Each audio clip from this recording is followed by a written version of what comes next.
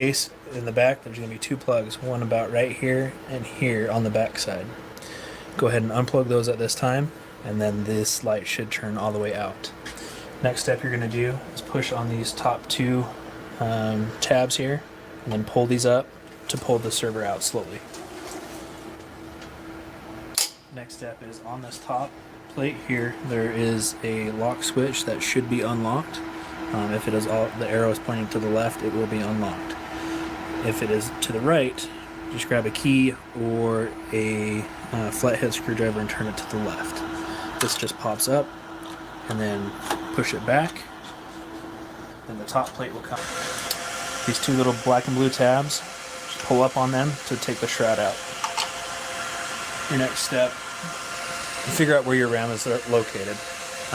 If you only have one slot in a white, make sure your white matches all the way across.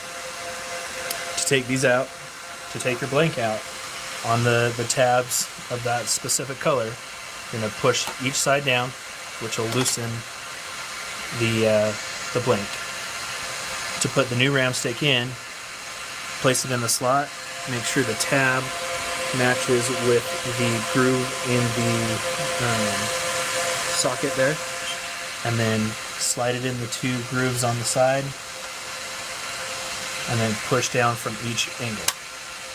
That will lock it in place. As you see, both of these locked it in. Once you do that through all the sticks, grab the shroud once more. Make sure this groove lines up with this fan here, and it'll slide right in.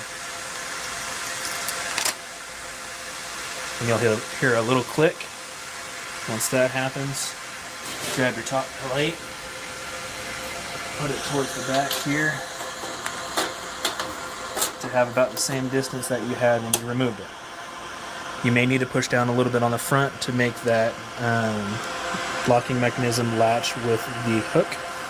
Once that happens, just pull the top plate forward, and it'll lock itself back into place, and this will go flat. And then you'll just turn the button on, it'll go green, and you'll be all good.